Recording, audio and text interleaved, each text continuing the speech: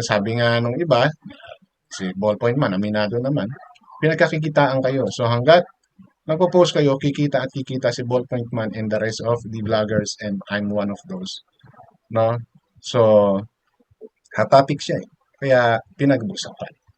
Ganun.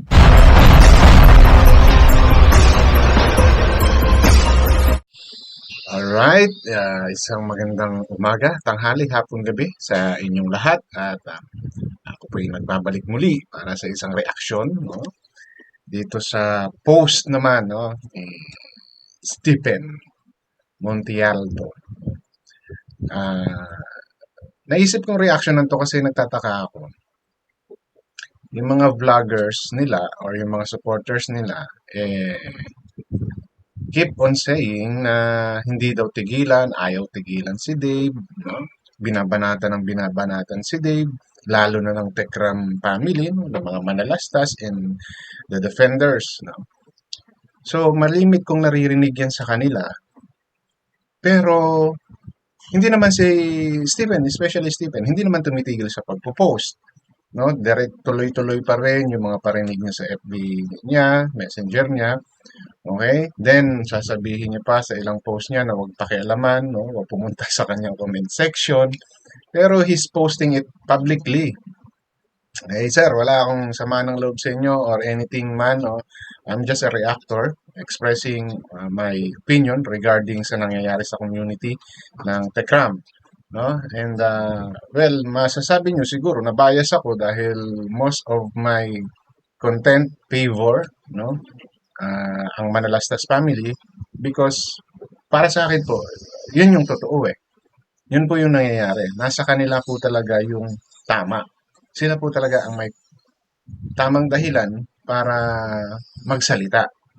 No po, with regards doon sa mga vloggers na katulad namin, katulad ko, na nakikisawsaw, ano po nila yan? Choice po nila yan. No? Kasi kahit napigilan yan ng Tekram family, community, or ng Manalastas community, at gusto nilang ituloy yan, wala po silang choice. No? Unless bigyan talaga nila ng pansin na patigilin yung mga yan. Pero, tulad po ng sinasabi ko, all videos posted in SOCMED are publicly no, scrutinized or can be scrutinized by all the viewers. Okay? Kasi po, public yan nakapost. Even yung inyong mga pinopost sa FB. No? Kapag pinost nyo po yan, expect criticism. Bad or good, accept it. Kung ayaw nyo pong makriticize ang inyong mga pinopost, better don't post it or i-post nyo lang yan sa mga kaibigan ninyo. Okay? Ganun lang po kasimple yun. No? Now, why am I doing this content? Kasi po, eto na naman. No? Hindi ko po sa pinagbabawalan no? si Boss Stephen o Sir Stephen or kung ano man ang term na ginagamit ninyo sa kanya. Ang akin lang po, hindi nyo rin po maiiwasan yung mga tao na mag-react, na magsalita ng hindi maganda or maganda laban sa inyo. No? Yun po yung nililinaw ko lang. So katulad ko, dahil nakita ko yung post nyo, may naobserbahan ako na hindi ako sangayon, that's why I'm expressing yung saloobin ko. No? Okay, I accept, nakikisawsaw ako. No? Ang pagsawsaw ko naman nasa ayos. Hindi po ako para manira. Nagsasabi lang po ako ng katotohanan ayon sa aking opinion. Right? So, ipapakita ko lang po no, yung naging post nitong si Stephen na ayaw tumigil din kasi, no?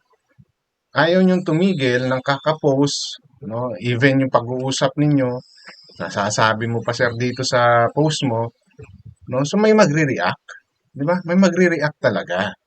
And accept that. Hindi yung magbabalat sibuyas kayo pag kayo ay nabalikan. Di ba? Para rin kayong mga politiko. Wag po ganon. No? May mga politiko na nga tayong onion skin, sasali pa kayo. Okay? So ito po, yung naging post kahapon, no? ni Stephen Montialto. Sir, nagre-react lang po ako sa inyong mga pinopost Indeed, the day of reckoning rests in the hands of those individuals who opted for conflicting over resolutions. Okay? Resolutions daw. If it is really the case, sir, no? Resolution yung gusto ninyo, bakit hindi ninyo sinetel ng ayos yung gusto nyong pag-alis ni Dave sa poder ng Manalastas? That one requires only simple resolutions. No? Napakadali no? Nakipag-usap yung mga taong kumuha kay Dave sa Manalastas and ipilit ninyo talaga na ayaw na ni Dave, bla bla bla, and everything kasi wala namang magagawa sa bandang huli si Tekram kung ayaw na mismo ni Dave. Di po ba? Sa umpisa pa lang po sana. For sure, alam niyo po yung mga ginawa nitong mga taong kung nasaan man siya ngayon. Yung Ninong Francis. For sure, alam ninyo lahat yan. No? May napagplanuhan ninyo yan. No? Opinion ko po yon. Because it will not happen kung anyhow na lang ginawa ninyo. Di po ba? Particularly in an instances where a teenager is subject to bullying, aggravation, belittling, or physical, psychological, social, or educational harm by someone who has greatly benefited from their past interaction yet never acknowledge their perspective until they reach the age of 18. Pasensya na po, no, Boss Stephen. You're accusing the Manalastas. You're not mentioning directly yung involved, no, person, but I'll just give my educated guess na ang inyong pinapatungkulan ay si Tekram or the Manalastas family. No? Sino ang nambuli kay Dave? Paano na-aggravate si Dave? Physical harm? Ano ba ang sabi ni Dave? Napapalo siya kapag may kasalanan siya. Ano ang sabi ni Dave doon sa kanyang mga content? No? Na kung napalo man siya, kasi may mali siya at yon ay nagbigay aral sa kanya. He accepted the discipline. Hindi po yun pa just anyhow paluin or saktan si Dave. Discipline po yun. No? Kayo po sir, halos siguro naman kung matanda man ako, mga ilang taon lang. No? Kung hindi kayo nakaranas sa magulang ninyo ng corporal no? Discipline, no? Swerte kayo. No? Pero kung hindi man kayo, may mga kaibigan kayo, kakilala kayo na during our time, iba ang disiplina ng mga magulang natin. Pero nasaan po kayo ngayon? Di ba? Dahil po yan sa pagdidisiplina ng magulang ninyo. Huwag niyo pong sabihin na, o sige, sabihin mo, wala kang magulang. Lolo, lola, tiyuhin, tiyahin. Di ba? May taong nag-aruga sa inyo, sir. At kung bakit kayo nandiyaraan sa kinakatayuan ninyo, dahil naging parte yung mga taong kumukup sa inyo at nagdisiplina sa inyo, huwag niyo pong sabihin na nung kabataan ninyo ay wala kayong nagawang mga kalokohan. No, may napakasanto na po ninyo. Ano ba? Ako po yung nagbibigay lamang ng mga simpleng halimbawa, no? Kung bakit napapalo, nasasaktan, na pagsasabihan yung mga bata. No? Bata yung tinuturing si Dave kasi wala pang 17 during those days.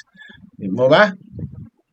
Tapos, ah, oo, aminado naman na nag-benefits ang Manalastas family kay Dave.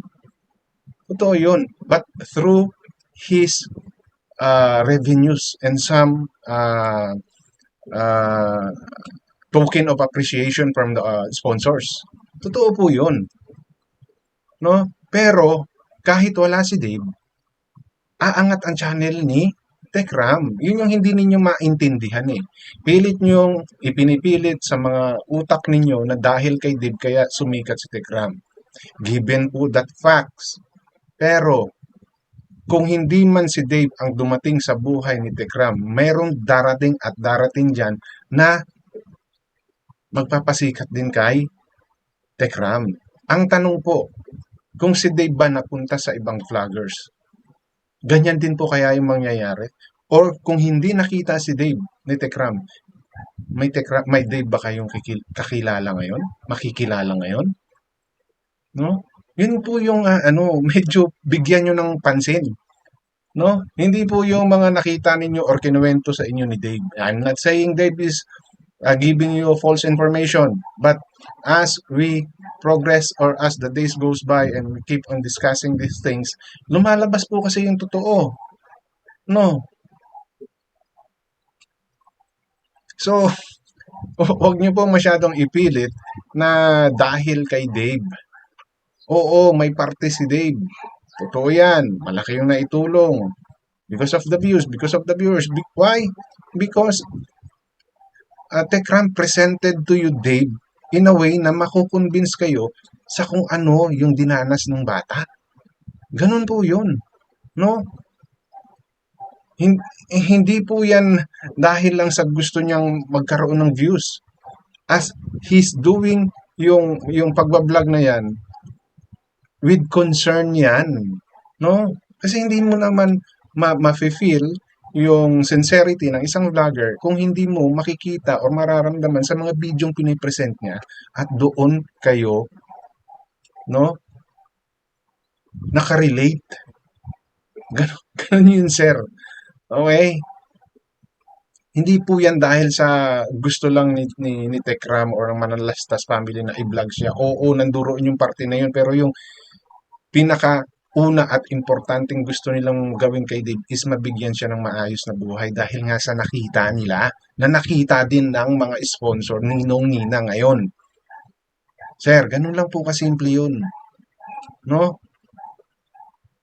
Okay? Name calling and laugh and taunting, spreading rumors with even within their family, intentionally embarrassing them in public setting, and even involving their parents and godmother, supporters, and sponsor in all form of giving. But it's too much, and until now, you're continue, and it seems you're all entitled to being physically able to hurt others.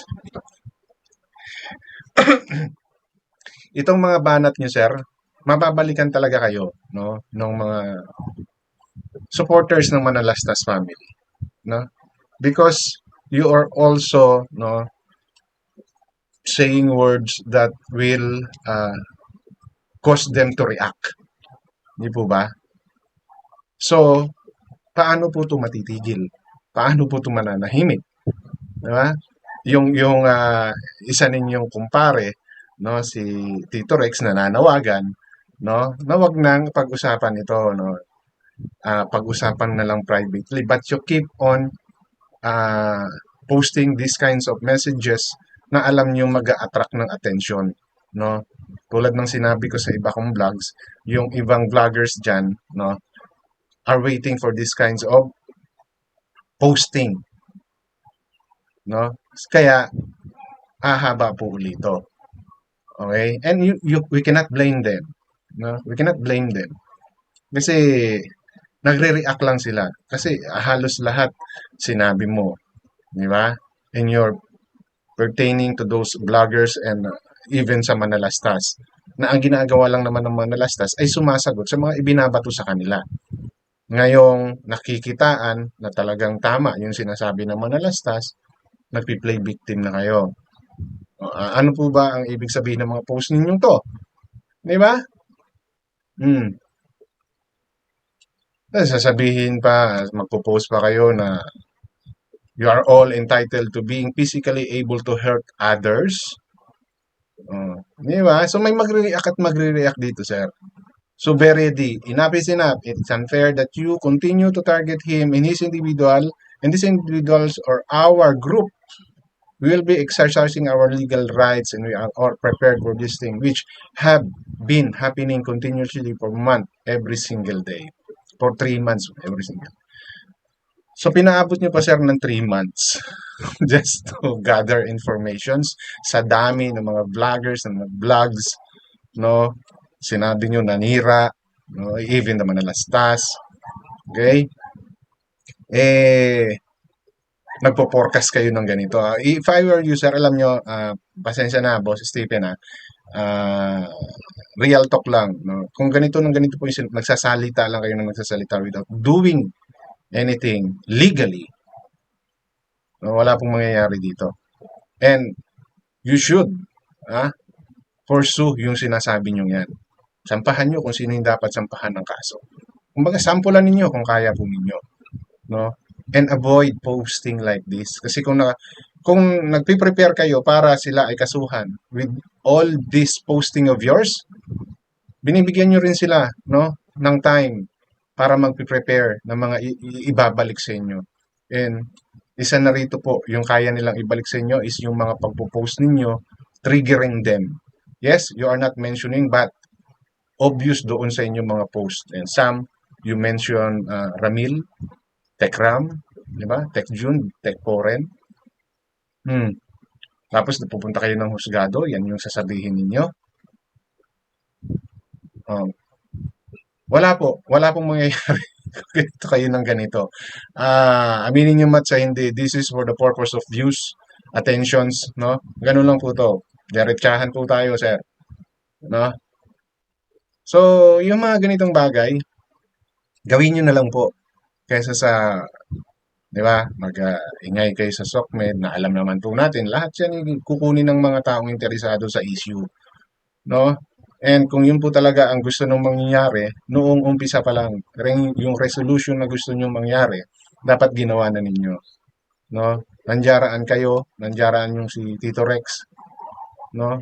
Bakit hindi kayo nag-usap-usap ng maayos to settle this kind of things? Bakit nyo kailangang ah, basta na lang paalisin or alisin si Dave sa buhay ng manalastas, no? Tapos ngayon, magre-react kayo dahil nagre-react yung mga taong nasa likod ng Manalastas family and you are not, no, advising Dave the correct way actually. Dahil kung tama yung advice na ginagawa nyo kay Dave, hindi yan magsasalita na siya ay content lamang, no, for 5 years ng Manalastas. On that point, sir, no, hindi nyo po maiwasan kung sino man po yung nakasuporta sa Manalastas na talagang balikan ng husto si Dave. Dahil lumalabas na walang utang na loob talaga si Dave. And bakit siya continuously being bombarded by those vloggers? No? Because of his own words. No? May mga sinasabi siya na pinatutunayan ng Manalastas na lumalabas talaga. Sablay siya. Porn. Watching porn. Burger. And now, the drug racing. So, hindi niyo po maiiwasan. No? Now, if you're going it legally, in a legal way, gawin nyo na po. Huwag nyo na po bigyan ng tsansa na makapag-prepare yung mga taong inyong gustong kasuhan. No? Kasi pag these are all uh, what you call this, fame or recognition, kaya kayo nagpo-post ng ganito, wala pong mangyayari. No? Wala pong mangyayari. Okay? So, ito pa yung ibang may kasi ito raw yung mga mamaya yan. Ayan, no? Yung mga taong kakasuhan, yung mga videos. So, marami yan. Nagtataka nga ako dito sa yung kasi ang dami eh. So, bakit puro Tekram? No? Because binlog si Dave, yun naman po ang purpose, di po ba? I-vlog si Dave para makita ng tao yung progress niya, ng mga taong sumusuporta sa kanya. Saan kayo katulad niyo po, Sir Stephen, during those times na okay pa kayo?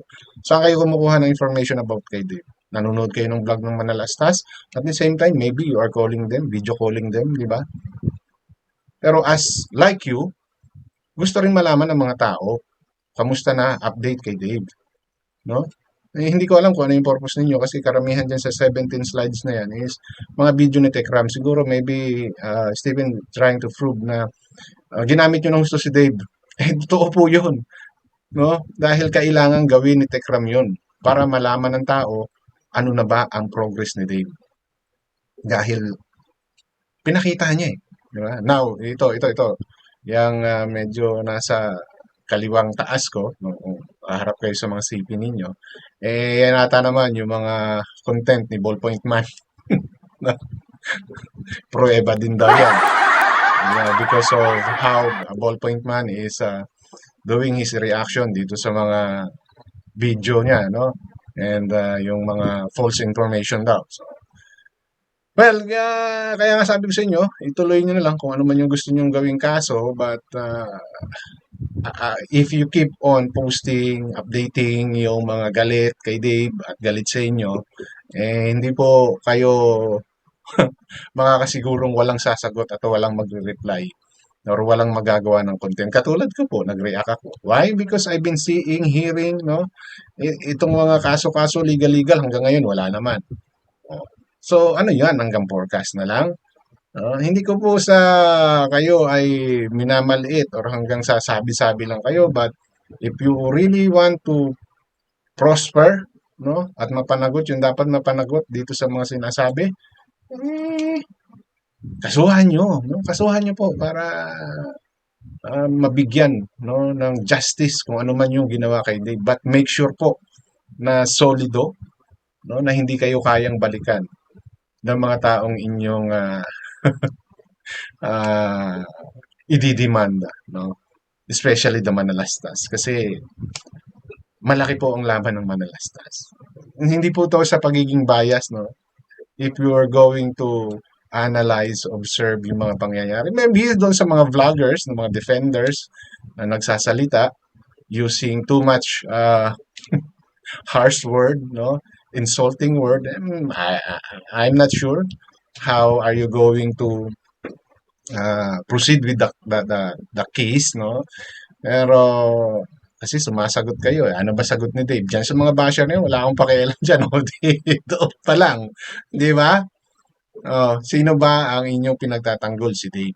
Pero ano ang sabi ni Dave? Nung tinanong siya about sa mga bashers niya, okay na ako dyan. Sanay na ako sa mga ganyan. Di ko iniintindi yan. Then, tapos kayo, magkakaso kayo. Nasamantalang, yung mismong person involved, di ba? Okay lang sa kanya. So, paano po yun? Sabihin nyo kasi minor pa si Dave. Nung mga sinabi niya yun, hindi po, hindi na siya minor. 18 na siya, alalahanin nyo, doon sa interview niya. Oh. So, I'm just giving you a few instances, no, based sa aking pagkakaunawa, na if you're pursuing case, aralin nyo po, no? Aralin nyo po talagang maigi para hindi po mabasura at hindi mauwi sa wala yung inyong pagkakaso ba, mahal pong magbayad ng abogado, no? At ang dami ninyong kakasuhan pag nagkataon. So, if you really want to stop this, totally ask all your friends, groups, no, to stop answering those bloggers, no, and stop Dave from saying or explaining, no, na at the end, madidiin pa siya lalo, no? Kaya nga sabi ko, imbis na si Tekram yung humingi ng sorry at magpakumbaba, sana yun ang ginawa ni Dave nung siya ay nagsalita. No? Kasi yun yung proper way. Yun yung tama eh. Di ba? Kasi kahit saan nyo po tignan, no? Talaga pong mali ang ginawa ni Dave. At kayo mismo, alam nyo yan. I don't think na hindi nyo nare-realize yan sa mga edad ninyo yan, sa edad natin na to. Di ba? So, kung ano man yung mga binaplano ninyo, Boss Stephen, i-proceed nyo na lang po. Kaya po hindi maiwasan na mag-react yung isang, ito. Basahin natin. Ito. Ito yung naging reaction ng Cheche Apolinario. Stephen, napakahina talaga ng utak mo. Ikaw ang nagtago kasi nahanap ka na. Huwag kang mag-alala. Makakauwi ka ng Pinas na libre at anuman ang sinasabi mo. Bully kay Dave, nagpapatawa ka ba? Ikaw mismo nung bubuli sa alaga mo. Panay post ka ng picture niya. Ibig sabihin ng dahil sa mga post mo, kaya nabubuli alaga niyo. Hanip ka, mag-isip. Paganahin mo ang utak mo at hindi ginagamit si Dave ni Tatay Ram. Bakit binablog yan Dave ninyo kasi yan ang gusto ng mga supporters niya. Na makita siya palagi sa vlog kapag hindi siya binablog, ano ang sinasabi kay Tatay Ram. Hanip ka lang, hanip ka, wala namang mapupuntahan sa inyo si Tatay Ram. Kapag hindi nag-vlog, alaga niya, bash kay Tatay Ram. Ngayon sasabihin mo, ginagamit, gunggong ka pala. Kung alam lahat namin, no? Lahat nood ganyan ugali ng alaga mo, sana hindi kami magpupuyat manood ng mga video niya para hindi siya makilala. Naintindihan mo ba? Abnoy, ikaw ang maghanda dahil malapit ka na, baka pagtawanan ka pa ng judge at kayo ang ipasok sa kulungan. Paano kasi mga mukha nyo ang mga suspect? Okay? Reaction po yan ng isa sa mga nag-comment doon sa comment section nitong si ah, Stephen Montiel. And he just reply her with just mga emoji, ng mga memes doon sa comment section. And may punto naman kasi itong sinasabi ng babae na to. Para sa akin, ha? Para sa akin. Kasi, totoo yun, katulad na sinabi ko kanina. Post ka ng post, di ba? Update ka ng update. Na syempre sa update mo, pinapalabas mo na, ape, binuli, no? Pinaglaruan si Dave. So, ano ngayon yung magiging reaction ng mga tao? Di ba? Tapos ngayon magkakaso kayo. Ay tulad nga ng sinasabi ko, make sure your case is strong enough to convict or mahatulan, makasuhan, no, yung mga taong gusto niyong kasuhan. Okay? Kasi hanggat sumasagot kayo, hanggat may mga post kayo, may evidence kayong nakakalap, may evidence din na nakakalap yung gusto ninyong kasuhan. So at the end, wala. Baka sabihin sa inyo ng judge, para kayong mga sira, magsasagutan kayo sa SOCMED, tapos magkakaso-kaso kayo. Anong gusto ninyo? Sumikat lang? Gagamitin nyo pa yung, yung judge, yung abogado para sumikat kayo pare-pareho, di ba? So, if I were you, kasuhan nyo yung yung mga gusto nyo kasuhan. No? And stop posting. Kung gusto niyo talagang manalo kayo sa mga kasong isasampa ninyo dyan sa mga yan. And sabi nga nung iba, si Ballpoint Man, aminado naman, pinagkakikitaan kayo. So hanggat magpo-post kayo, kikita at kikita si Ballpoint Man and the rest of the vloggers and I'm one of those. No? So, hot topic siya eh. Kaya pinag-usapan. Ganun lang kasimple po yan. Alright, so issue lang po tayo ha. Walang personalan. Ngayon dito na lamang, maraming salamat.